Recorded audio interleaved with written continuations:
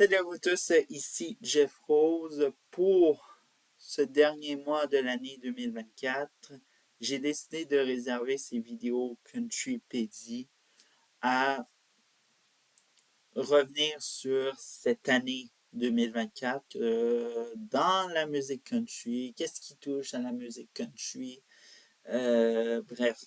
Alors donc, bonne écoute et voilà. Le sujet qu'on va aborder, c'est la, la nouvelle ou le potin qui m'a, soit disons-le, fait le plus rire dans la musique country. Et ce n'est pas un artiste country, mais on va parler de Jennifer Lopez et tout ça. Alors, on va faire un contexte, évidemment. Alors donc, Jennifer Lopez, son année 2024 est partie d'être une très bonne année à une mauvaise année, évidemment. Alors donc, elle a parti du bon pied avec un retour avec son album studio This Is Me et évidemment inspiré de son amour entre elle et Ben Affleck. Hein, ils se sont mariés et tout ça. Alors donc, ils filent le parfait amour. Les gens sont ah, mais en fait, ils sont endormis. Et par la suite, il y a eu l'annonce de spectacle, évidemment, une tournée des SMI live. Et c'est là où ça a commencé à aller mal, puisque soudainement, la tournée est annulée. Elle disait qu'elle voulait prendre plus de temps pour sa famille, mais Jennifer Lopez, elle a voulu être cachetière et nous rappeler que, ben bref, elle n'est plus rentable que dans les années 2000-2010. Vous voyez de ce que je veux dire? Euh, Puis son mariage tombe à l'eau si rapidement. Alors donc, dites-vous que je vais avoir un petit côté humoristique. Alors donc, dites-vous que Jiggly 2, ben, ça risque pas d'aller être en cinéma. Et dites-vous que ça, Jiggly, le film, en effet, qu'ils ont fait, euh, Lopez et Affleck, ben, ça reflète parfaitement leur vie de couple qui n'a aucun sens. Et bref. Alors donc, dans ce contexte, évidemment, la nouvelle, et là j'arrive avec le lien de la musique country et Jennifer Lopez, c'est TMZ qui a rapporté ce potin-là qui est totalement que j'ai du mal à comprendre encore. Il s'agit d'un producteur de films qui s'appelle John P. Ouais, exact. John Peter, qui, soi-disant, avait déjà travaillé dans les années 1990 avec Jennifer Lopez pour un film. Et il est de retour dans le paysage dans un documentaire que TMZ ont fait sur les failles ou même les dangers de le risque d'un divorce entre Jennifer Lopez et Ben Affleck. Moi, je ne savais même pas que TMZ faisait des documentaires désormais pour endormir les Américains. On savait déjà que ça n'allait pas marcher, que c'était louche comme couple, évidemment. Alors donc, bref, avec tout ceux-là qui l'ont visionné, moi, je n'ai aucun jugement. Visionnez ce que vous voulez, mais voilà.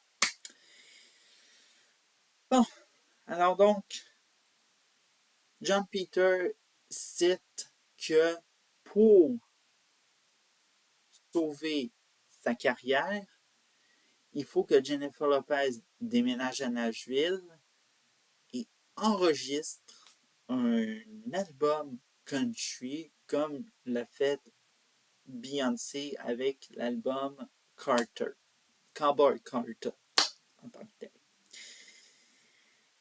Et là, je lis ça mot par mot. Oh mon Dieu.